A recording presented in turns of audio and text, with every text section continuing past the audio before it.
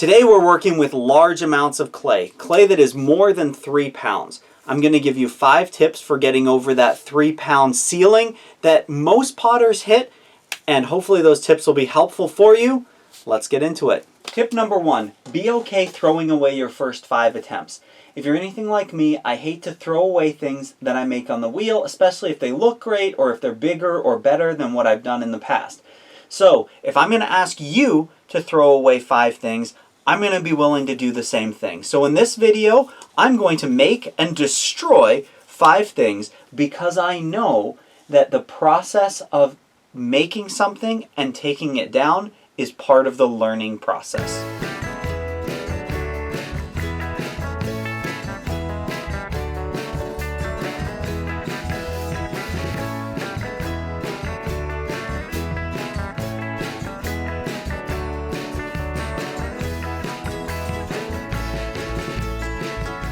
Tip number 2, build up to it slowly. In our book, there are 6 beginner projects to build throwing skills. The 5th project is throwing a pitcher.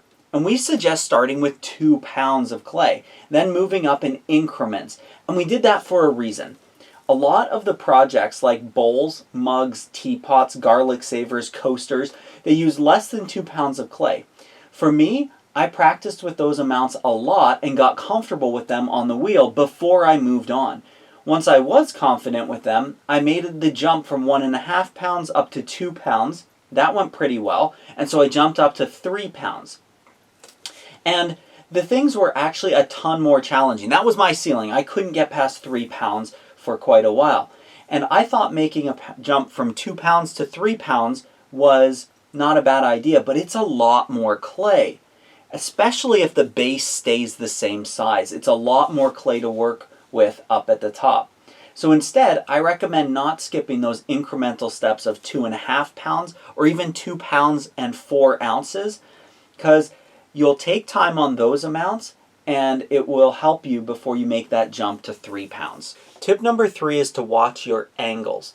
When you're throwing with a small amount, 1 or even 2 pounds, you can make some pretty dramatic shoulders, and the clay will hold up because it isn't holding up too much weight. When you get to larger amounts of clay, you'll need to start thinking more about the structure and stability of a piece. When you belly out a vase, watch the thickness of the walls and the angles that it needs to support the base. So using clay with grog in it or torching it to dry out the clay a little bit might help if you're going for really dramatic curves. One thing I've seen people do when they're throwing large bowls is to go out at an angle so that the clay is supporting itself. So I'm going to show you with this how to make kind of almost like a V-shape bowl so that it will support the edges, and then what I'll do is I'll push out the bottom as well to get more of a dramatic angle, and I'll show you that collapsing.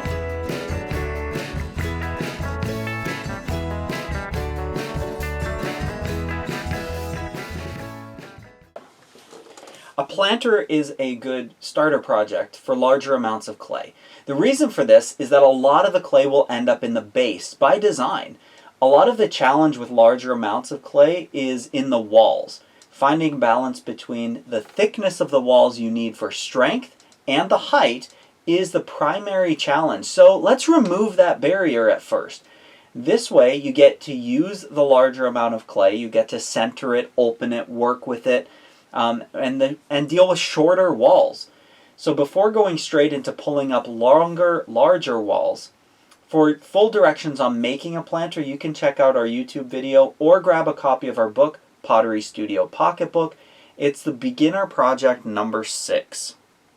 Tip 5. After working with a planter, so you get used to this larger amount of clay, I suggest a progression that goes from a bowl to a vase. Start with wider and shorter, move to thinner and taller. This will give you a good feel for the larger amounts of clay as you start to learn the feel of it and how it works on the wheel and how the walls will hold up their own weight.